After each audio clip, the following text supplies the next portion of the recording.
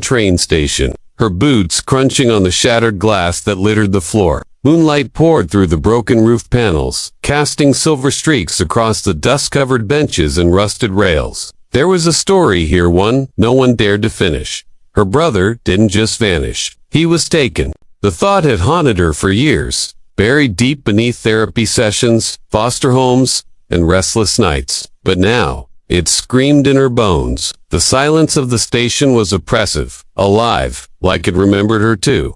"No," she whispered. "You can't be." A loose wire above sparked briefly, and in that flash of light, she saw footprints in the dust, fresh and leading into the maintenance tunnel. Her breath was visible in the cold, each exhale a ghost of doubt escaping her lungs. But as he reached into his coat and pulled out a photograph random, taken the day before he vanished, something inside her cracked, watching. "What is this place?" she asked, her voice small in the candlelight.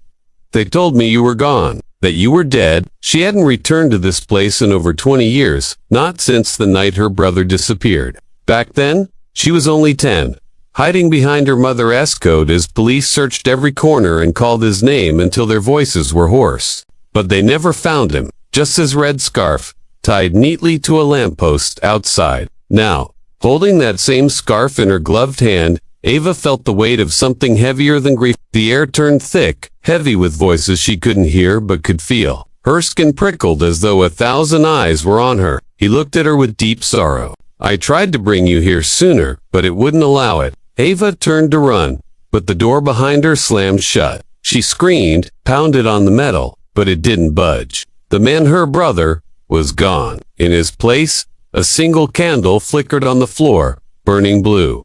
Now it's opened again. "For you." Her fingers trembled as she ran them along the fabric, still faintly smelling of cedar and smoke. She hadn't come back for closure.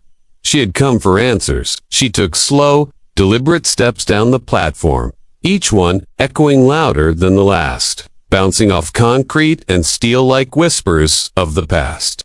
Her heart pounded as she followed them, the flashlight beam in her hand, flickering under the damp, heavy air of the tunnel. The walls were close, like the throat of a monster, slowly swallowing her whole. She reached a heavy steel door at the end, its paint flaking like dead skin. It wasn't locked. The handle turned with a loud creak, and beyond it, a chamber opened, warm and lit by hundreds of candles. In the center stood a man. He was tall, pale, and dressed like he'd stepped out of another century-long coat, gloves, and a silver pocket watch hanging from his chest. But it was his eyes that froze her in place. Familiar, deeply familiar. "Ava," he said softly, as though testing the name.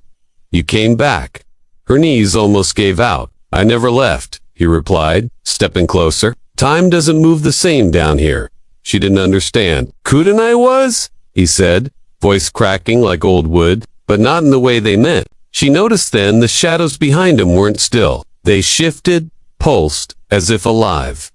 "A doorway," he answered. "One that chooses," hairbreadth caught, "chooses, what? Who gets to leave?" he said, stepping back.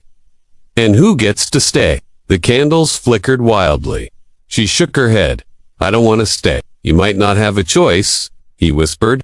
Suddenly, the shadows behind him surged forward like waves crashing through a dam. She dropped to her knees, tears streaming down her face, and then silence. Not the silence of emptiness, but as something watching, waiting. A soft voice echoed around her. "The station never forgets." Ava closed her eyes, the red scarf clutched to her chest, and whispered, "Then let it remember me." And the darkness swallowed her whole.